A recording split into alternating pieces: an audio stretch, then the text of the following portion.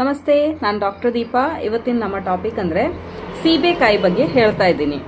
ಸೀಬೆಕಾಯಲ್ಲಿ ಏನೇನಿದೆ, ಅದು ಯಾರ್ಯಾರಿಗೆ ತಿಂದರೆ ತುಂಬ ಬೆನಿಫಿಷಿಯಲ್ ಅಂತ ನೋಡೋಣ. ಮೇಯ್ನಾಗಿ ಅದರಲ್ಲಿ ವೈಟಮಿನ್ ಸಿ ಇದೆ. ಹಂಗಾಗಿ ನಮ್ಮ ಇಮ್ಯುನಿಟಿ, ರೋಗ ಪ್ರತಿರೋಧ ಶಕ್ತಿ ಹೆಚ್ಚು ಮಾಡೋಕ್ಕೆ ತುಂಬ ಒಳ್ಳೆಯದು. ಅದೇ ಥರನೇ ಆ್ಯಂಟಿ ಇನ್ಫ್ಲಮೇಟ್ರಿ ಪ್ರಾಪರ್ಟಿ ಸಹ ಅದಕ್ಕಿದೆ. ಮತ್ತು ನಮ್ಮ ಏಜಿಂಗ್ ಸ್ಲೋ ಡೌನ್ ಮಾಡೋಕ್ಕೆ ಅದು ತುಂಬ ಹೆಲ್ಪ್ ಆಗ್ತದೆ. ಡೈಜೆಷನ್ಗೆ ಒಳ್ಳೆಯದು. ಮತ್ತು ಫೈಬರ್ ಕಂಟೆಂಟ್ ಹೆಚ್ಚಿರೋದ್ರಿಂದ ನಮಗೆ ಅದು ಬ್ಲೋಟಿಂಗ್ ಕಡಿಮೆ ಮಾಡೋಕ್ಕೂ ಸಹ ತುಂಬ ಹೆಲ್ಪ್ ಆಗುತ್ತೆ. ಮತ್ತು ವೆಯ್ಟ್ ಮ್ಯಾನೇಜ್ಮೆಂಟ್ ಮಾಡೋಕ್ಕೆ ತುಂಬ ಒಳ್ಳೆಯದು. ಈಗ ಕೆಲವರಿಗೆ ಡೌಟ್ ಬರುತ್ತೆ, ಸೀಬೆಕಾಯಿ ಶುಗರ್ ಇರೋರಿಗೆ ತಿನ್ಬೋದಾ ಇಲ್ವಾ ಅಂತ. ಆ್ಯಕ್ಚುಲಿ ಸೀಬೆ ಹಣ್ಣು ತಿನ್ನಕ್ಕೆ ಹೋಗಬೇಡಿ ಜಾಸ್ತಿ. ಸೀಬೆಕಾಯಿ ಆಗಿರುವಾಗಲೇ ನೀವು ತಿಂದರೆ ಅದು ತುಂಬ ನಿಮಗೆ ಹೆಲ್ಪ್ ಮಾಡ್ತದೆ. ವೆಯ್ಟ್ ಮ್ಯಾನೇಜ್ಮೆಂಟ್ ಮಾಡೋಕ್ಕೆ, ಡಯಟಿಂಗ್ ಎಲ್ಲ ಮಾಡೋರ್ಗೂ ಇದು ತಿಂದರೆ ಇದು ತುಂಬ ಒಳ್ಳೆಯದು.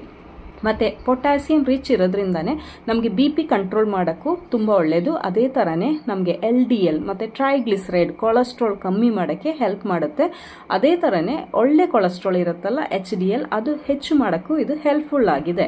ಹಾಗಾಗಿ ನೀವು ಡೈಲಿ ಬೇಸಿಸಲ್ಲಿ ಇದನ್ನ ಸೀಬೆಕಾಯಿನ ತಿನ್ಬೋದು. ಮತ್ತು ಈಗ ಕೆಲವರಿಗೆ ಪ್ಯಾಲ್ಪಿಟೇಷನ್ಸ್ ಇರುತ್ತಲ್ಲ, ಪ್ಯಾಲ್ಪಿಟೇಷನ್ಸ್ ಅಂದರೆ ನಮಗೆ ಈಗ ಹಾರ್ಟ್ ಬೀಟ್ ತುಂಬ ಜಾಸ್ತಿ ಆವಾಗ ಆಗೋರಿಗೆ ಎಲ್ಲ ಇದು ತುಂಬ ಒಳ್ಳೆಯದು. ಹಂಗಾಗಿ ನೀವು ನಿಮ್ಮ ಡಯಟಲ್ಲಿ ಇದನ್ನ ಇನ್ಕ್ಲೂಡ್ ಮಾಡ್ಕೋಬೋದು. ಮತ್ತು ನಮ್ಮ ಕಣ್ಣಿನ ಸಮಸ್ಯೆಗೆ, ಕಣ್ಣಿನ ಆರೋಗ್ಯಕ್ಕೆ ಇದು ತುಂಬ ಒಳ್ಳೆಯದು. ಹಂಗಾಗಿ ಸ್ವಲ್ಪ ಮಕ್ಕಳಿಗೆಲ್ಲ ಏನಾದರೂ ಹೇಳಿ ಇದನ್ನ ನೀವು ತಿನ್ನಕೊಟ್ರೆ ತುಂಬ ಒಳ್ಳೆಯದು.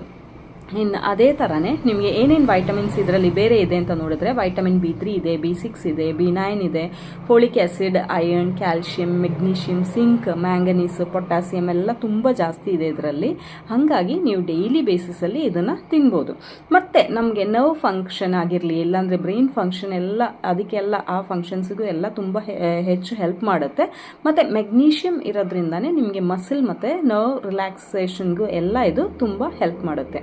ಮತ್ತು ಇದ್ರದ್ದು ಎಲೆ ಇರುತ್ತಲ್ವ, ಎಲೆ ನೀವು ಕುದಿಸಿ ನೀವು ಗಾರ್ಗ್ಲಿಂಗ್ ಎಲ್ಲ ಮಾಡಿದ್ರೆ ನಿಮಗೆ ಏನಾದರೂ ಹಲ್ಲಿನ ಸಮಸ್ಯೆ, ಹಲ್ಲು ನೋವಾಗಿರ್ಬೋದು, ಇದೆಲ್ಲ ಇದ್ದರೆ ನೀವು ಅದಕ್ಕೆ ಕಡಿಮೆ ಮಾಡೋಕ್ಕೆ ಇದು ಕುದಿಸಿ ಗಾರ್ಗಲ್ ಮಾಡಿ, ಗಾರ್ಗಲ್ ಅಂದರೆ ಬಾಯಲ್ಲಿ ಸ್ವಲ್ಪ ಹೊತ್ತಿಟ್ಟು ನೀವು ಅದನ್ನ ಹೊರಗಡೆಗೆ ಇದು ಮಾಡಿದ್ರೆ ಅದು ಹೆಲ್ಪ್ ಆಗುತ್ತೆ.